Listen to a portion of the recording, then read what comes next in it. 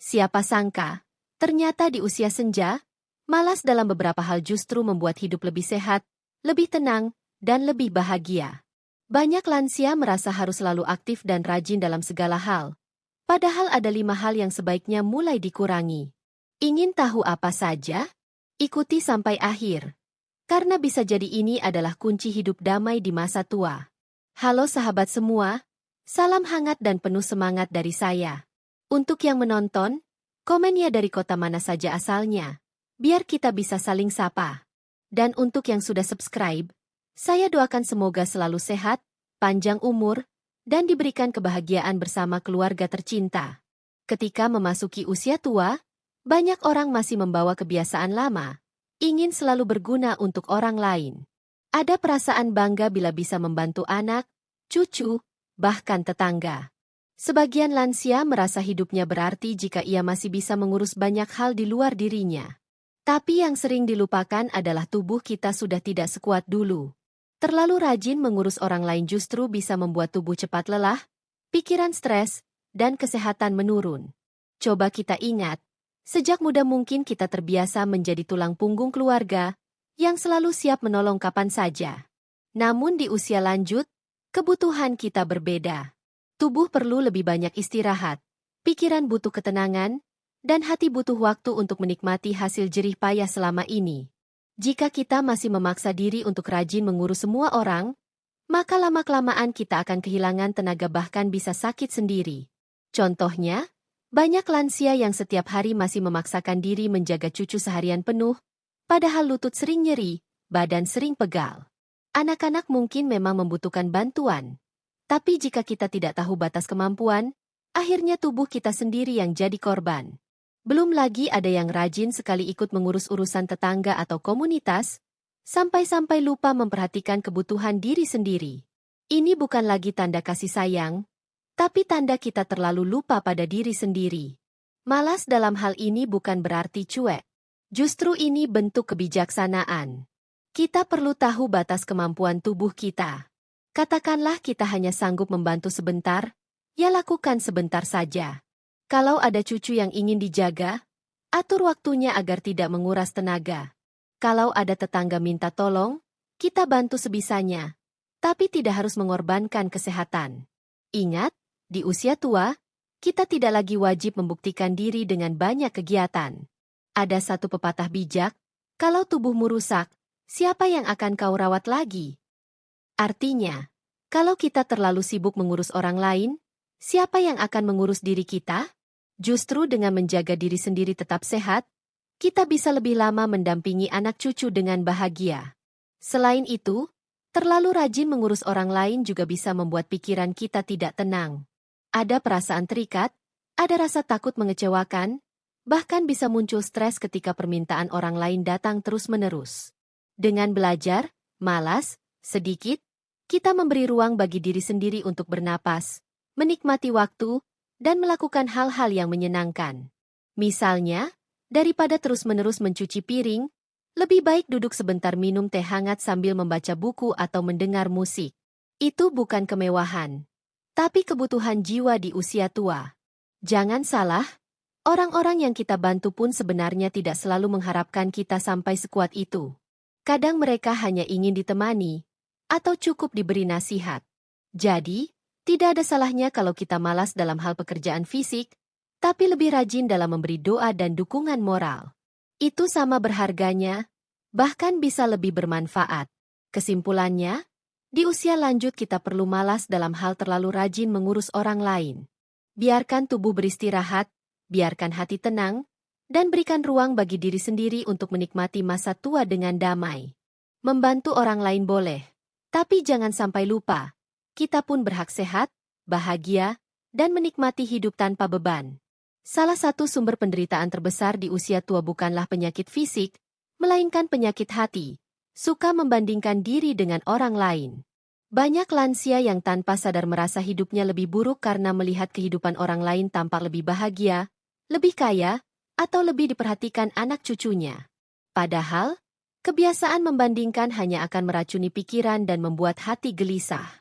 Di usia senja, kita seharusnya sudah bisa menikmati apa yang ada. Namun, Ada saja yang masih rajin memperhatikan rumah tetangga, kendaraan orang lain, atau kesuksesan anak cucu saudara. Kenapa cucu saya tidak sesukses cucunya Pak Budi? Atau, kenapa rumah saya begini, sementara rumah tetangga makin besar? Pertanyaan-pertanyaan semacam itu bisa membuat hati tidak pernah puas. Padahal, kenyataannya setiap orang punya jalan hidup masing-masing. Tidak ada gunanya kita terus membandingkan. Apa yang tampak indah di luar belum tentu senyata itu di dalam. Bisa saja keluarga yang terlihat harmonis sebenarnya sering bertengkar. Bisa jadi anak yang tampak kaya justru hidup dengan banyak utang. Artinya, membandingkan hanya membuat kita merasa rendah diri tanpa alasan yang jelas. Di usia tua, sebaiknya kita mulai malas dalam urusan membandingkan diri.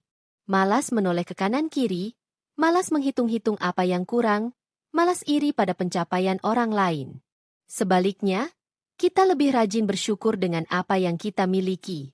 Bila punya cucu yang sehat, itu sudah rezeki luar biasa.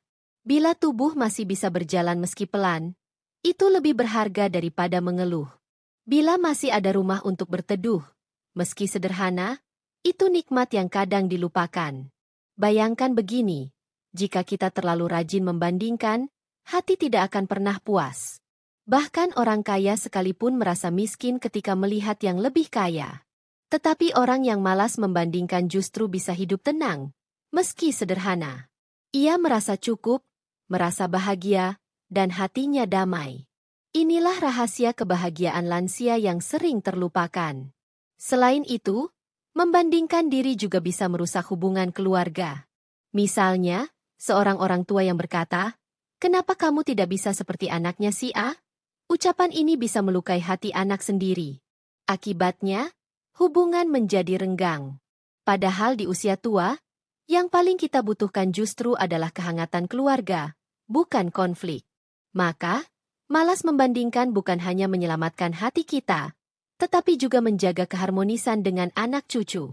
Cara paling mudah untuk berhenti membandingkan adalah dengan melatih syukur setiap hari. Cobalah setiap pagi setelah bangun, sebutkan 3 hal yang bisa disyukuri.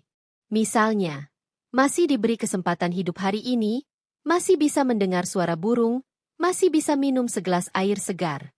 Kedengarannya sederhana, tetapi kebiasaan kecil ini membuat kita lebih fokus pada nikmat yang nyata, bukan pada kekurangan.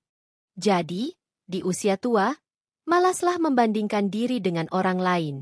Fokuslah pada hal-hal yang membahagiakan hati, syukuri apa yang ada, dan jalani hari dengan damai. Karena pada akhirnya, bahagia bukan tentang siapa yang lebih kaya atau lebih sukses, melainkan siapa yang lebih pandai merasa cukup. Banyak orang tua yang sudah terbiasa sejak muda mengurus rumah tanpa henti. Menyapu, mengepel, mencuci, merapikan barang, bahkan sampai hal-hal kecil seperti mengelap meja berulang-ulang. Kebiasaan itu melekat, hingga di usia senja pun tetap merasa tidak tenang kalau rumah sedikit saja berantakan. Padahal, tubuh sudah tidak lagi sekuat dulu. Terlalu rajin mengurus pekerjaan rumah bisa membuat tubuh cepat lelah, sendi nyeri, dan tenaga habis untuk hal-hal yang sebenarnya bisa ditunda atau dibagi. Mari kita renungkan. Apa tujuan hidup di usia tua? Bukankah untuk menikmati ketenangan, kesehatan, dan kebersamaan dengan keluarga? Kalau sepanjang hari tenaga habis menyapu, mencuci, atau membersihkan, kapan waktu kita untuk istirahat? Kapan waktu untuk duduk santai, mendengar cerita cucu, atau sekadar menikmati secangkir teh hangat sambil menatap halaman? Seringkali, rasa ingin selalu rajin justru datang dari pikiran kita sendiri. Misalnya, ada tamu yang akan datang, lalu buru-buru bersih-bersih rumah sampai capek. Padahal, tamu yang tulus datang bukan karena ingin melihat rumah kita kinclong, tapi karena ingin bersilaturahmi. Atau ada lansia yang masih rajin mencuci pakaian manual meski anak sudah membelikan mesin cuci. Biar cepat kering, katanya. Padahal, tubuh jadi sakit sendiri. Inilah contoh rajin yang berlebihan, yang akhirnya justru merugikan diri sendiri. Di usia senja, kita perlu belajar untuk malas dalam hal-hal yang bisa disederhanakan. Jika ada anggota keluarga, mintalah bantuan mereka. Kalau ada cucu yang bisa menyapu, biarkan mereka ikut terlibat. Kalau ada mesin cuci, gunakanlah. Tidak perlu merasa bersalah karena tidak melakukan semuanya sendiri. Ingat, kita sudah bekerja keras puluhan tahun. Saatnya memberi tubuh waktu untuk beristirahat. Lagi pula, rumah yang terlalu bersih belum tentu membuat bahagia. Rumah yang penuh tawa cucu, meski ada mainan berantakan di lantai, jauh lebih berharga daripada rumah kinclong tapi sepi. Jadi, malah sedikit dalam hal pekerjaan rumah justru membuka kesempatan untuk menikmati momen kebersamaan. Selain itu, terlalu rajin mengurus rumah bisa menguras emosi. Misalnya, ketika melihat debu sedikit saja lalu merasa kesal. Padahal, kalau kita lebih santai, debu itu bisa dibersihkan besok, sementara hati tetap tenang hari ini. Dengan malas sedikit, kita belajar melepaskan hal-hal kecil yang tidak penting. Ada juga sisi kesehatan yang perlu diperhatikan. Lansia yang terlalu rajin mengepel, membungkuk, atau mengangkat barang berat lebih rentan jatuh dan cedera. Malas bukan berarti tidak peduli, tapi tahu batas kemampuan tubuh. Jika memang perlu, lebih baik pekerjaan berat dilakukan oleh anak atau orang yang masih kuat. Tugas kita cukup mengawasi atau memberi arahan. Kesimpulannya, malas dalam pekerjaan rumah adalah bentuk bijaksana. Tidak semua harus dilakukan sendiri. Tidak semua harus selesai hari ini juga. Biarkan ada waktu kosong, biarkan tubuh beristirahat. Karena kebersihan rumah penting, tapi kesehatan tubuh jauh lebih penting. Bagi banyak orang tua, ada perasaan bahagia ketika bisa membantu anak dan cucu. Namun, seringkali rasa sayang itu berubah menjadi beban jika kita selalu merasa harus menuruti semua permintaan mereka. Dari menjaga cucu seharian, memberikan uang tambahan, memasak makanan favorit, hingga ikut mengurus masalah rumah tangga mereka. Kalau dibiarkan, kebiasaan ini membuat lansia kelelahan, tertekan, bahkan sakit sendiri. Kita tentu ingin menjadi orang tua dan kakek nenek yang baik. Tapi, terlalu rajin menuruti semua permintaan justru bisa merugikan diri kita. Misalnya, ada cucu yang setiap minggu minta dijemput sekolah, padahal lutut kita sudah sering sakit. Atau anak yang sering meminta bantuan finansial, padahal uang pensiun kita terbatas. Kalau terus dipaksakan, bukannya membuat anak bahagia, malah membuat diri kita stres. Di usia senja, belajar malas dalam hal menuruti semua permintaan anak cucu adalah bentuk cinta yang bijak. Karena kalau kita sakit, siapa yang akan mereka mintai bantuan? Justru dengan menjaga diri tetap sehat, kita bisa lebih lama mendampingi mereka. Seringkali orang tua merasa tidak enak hati untuk menolak. Takut dianggap pelit, takut anak tersinggung, atau takut cucu kecewa. Padahal, menolak dengan lembut bukan berarti tidak sayang. Kita bisa mengatakan, kakek sudah capek hari ini, besok saja ya. Atau, nenek tidak bisa kasih uang sekarang, tapi bisa bantu dengan doa dan semangat. Dengan cara ini, anak cucu tetap merasa diperhatikan tanpa membuat kita kelelahan. Perlu dipahami, anak cucu juga harus belajar mandiri. Kalau setiap permintaan selalu kita turuti, mereka tidak akan pernah belajar menghadapi kesulitan hidup. Jadi, dengan kita malas memenuhi semua permintaan, sebenarnya kita sedang mengajarkan pelajaran penting. Hidup tidak selalu sesuai keinginan, dan setiap orang harus berusaha sendiri. Bayangkan bila kita terus rajin menuruti semua. Apa jadinya? Anak menjadi manja, cucu terbiasa menggantungkan diri, sementara kita sendiri habis tenaga dan harta. Bukankah lebih baik kita memberi contoh tentang bagaimana menjaga keseimbangan hidup? Ada satu kisah nyata. Seorang nenek yang setiap hari menjaga cucu dari pagi sampai malam. Awalnya ia senang, tapi lama-lama tubuhnya sakit-sakitan. Akhirnya, ia jatuh sakit serius, dan justru anaknya kesulitan karena kehilangan tempat menitipkan anak. Dari sini kita belajar, batasan itu penting. Memberi kasih sayang tidak selalu berarti melakukan semuanya sendiri. Malas menuruti semua permintaan juga memberi kita ruang untuk fokus pada diri sendiri. Di usia tua, kita juga berhak punya waktu luang. Menanam bunga, membaca buku, berjalan santai, atau sekadar beristirahat. Hidup kita bukan hanya tentang melayani orang lain, tapi juga menjaga diri agar tetap bahagia. Kesimpulannya, malas menuruti semua permintaan anak cucu bukan tanda egois, melainkan tanda sayang yang bijak. Kita membantu sesuai kemampuan, menolak dengan lembut bila tak sanggup, dan tetap menjaga kesehatan demi bisa membersamai mereka lebih lama. Dengan cara ini, hubungan keluarga lebih harmonis, kita bahagia, dan anak cucu belajar arti kemandirian. Di usia tua, tubuh kita memang tidak lagi sama. Rambut memutih, penglihatan berkurang, sendi sering nyeri, bahkan penyakit ringan mulai sering datang. Belum lagi masalah kecil di sekitar rumah. Atap bocor, listrik mati, harga kebutuhan naik, atau cucu yang kadang membuat rumah berantakan. Semua itu bisa memancing keluhan setiap hari. Namun, terlalu rajin mengeluh justru membuat hidup semakin berat. Mengeluh ibarat menambah beban di punggung sendiri. Setiap kali kita mengeluh, hati makin sempit, pikiran makin penat, dan wajah terlihat murung. Orang di sekitar pun ikut terbawa suasana. Anak cucu mungkin jadi segan untuk berlama-lama bersama kita, karena setiap kali datang selalu mendengar keluhan. Akhirnya, yang seharusnya menjadi masa tua penuh kehangatan justru terasa sepi. Cobalah kita perhatikan, banyak orang tua yang hidup sederhana, bahkan dengan sakit yang cukup berat, tapi tetap terlihat bahagia.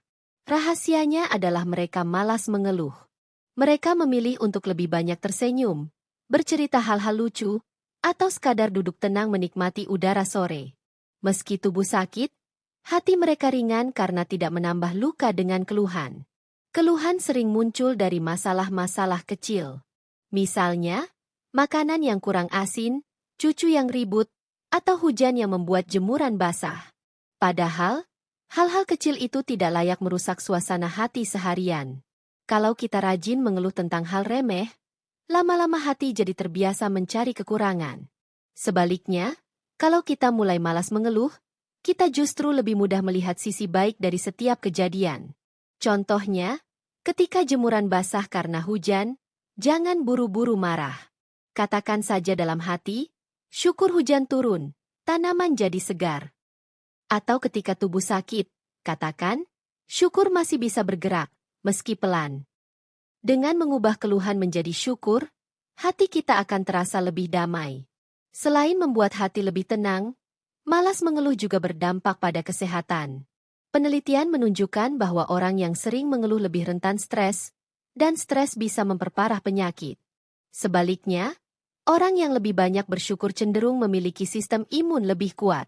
Jadi, malas mengeluh bukan hanya membuat hati bahagia, tetapi juga benar-benar menjaga tubuh tetap sehat. Bukan berarti kita harus pura-pura tidak sakit atau menahan semua perasaan.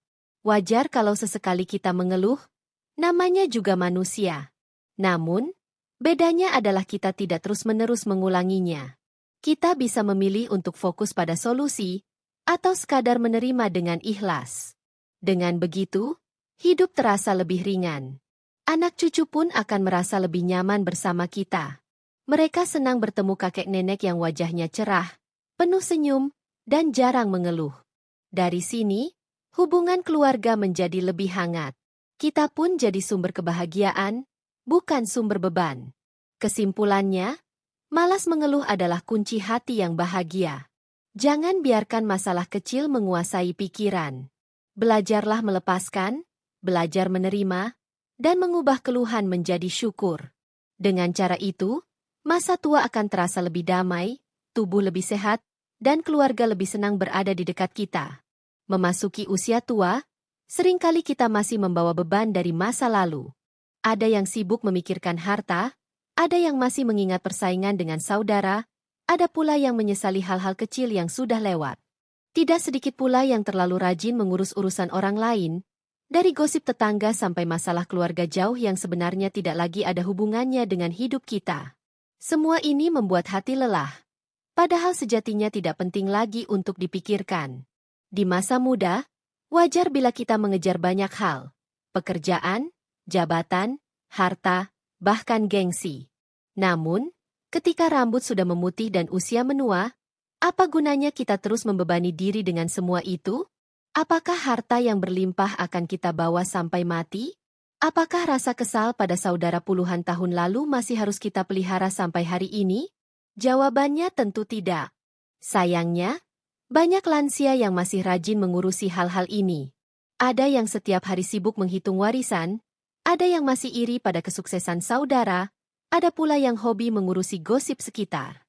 Akhirnya, hari-hari yang seharusnya tenang justru penuh dengan kegelisahan.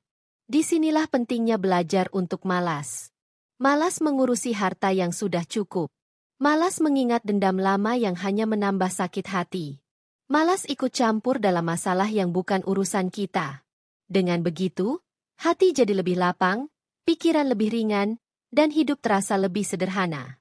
Coba bayangkan seorang lansia yang setiap hari masih sibuk memikirkan siapa yang akan dapat bagian lebih banyak dalam warisan.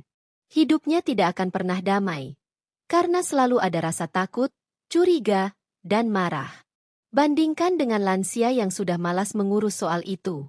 Ia menyerahkan semuanya pada anak-anak, atau bahkan lebih memilih menikmati sisa hidup tanpa memikirkan harta.